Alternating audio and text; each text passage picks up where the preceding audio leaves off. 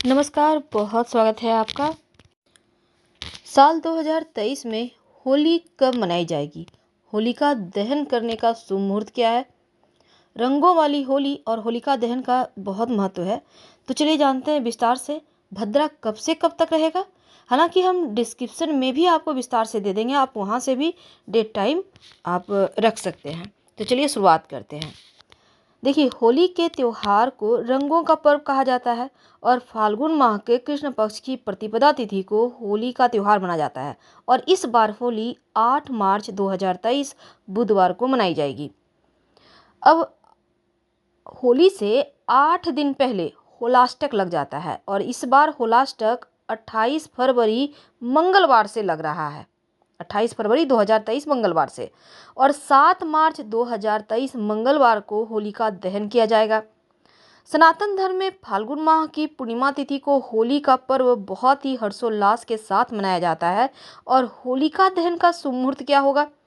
देखिए, 7 मार्च 2023 मंगलवार के दिन होलिका दहन की तिथि है, लेकिन होलिका दहन का शुभ मुहूर्त है 6 मार्च 2023 की शाम 4:17 से 7 मार्च 2023 की शाम 6:09 के बीच आप होलिका दहन मना सकते हैं। होलिका दहन कैसे करेंगे? देखिए, होलिका दहन में किसी पेड़ की शाखा को जमीन में गाड़कर उसके चारों तरफ से लकड़ी, कंडे, उपले से ढक दिया जाता है। और उपले जो होते हैं ना, छेद वाले होते हैं। इन सारी चीज़ों को शुभ मुहूर्त में बनाया जाता है। और छेद वाले गोबर के जो उपले हैं, गेहूं की नई बालियां और उपटन भी डाला जाता है। मान्यता है कि इससे साल भर व्यक्ति आरोग्यवान रहता है। सारी बुरी बलाएं इस अग्नि में भस्म हो जाती है। तो होलिका दहन पर लकड़ी की राख को घर में लाकर उसका तिलक लगाने की परंपरा है। और होलिका दहन को कई जगह पर छोटी होली भी कहते हैं। होलिका दहन के दिन, जैसा कि हमने आपसे वादा किया, एक उपाय बताएंगे।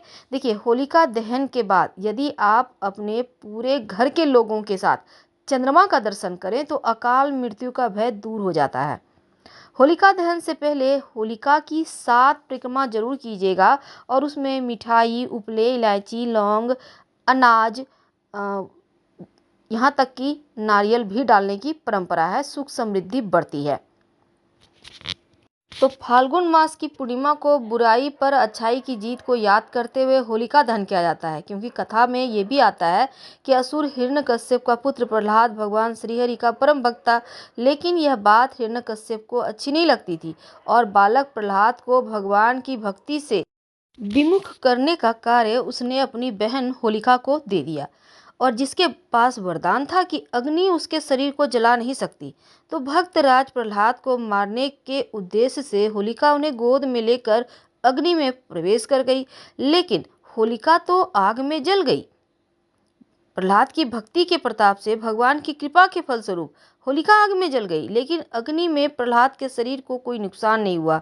और तब से होली के पहले दिन होलिका दहन किया जाता है और अगले दिन रंगों वाली होली मनाई जाती है। तो हम आपसे विदा लेते हैं। जानकारी अच्छी लगी हो तब लाइक कर सब्सक्राइब करें, अपनों से शेयर करें और कमेंट में हर हर महादेव जरूर लिखें। धन्यवाद।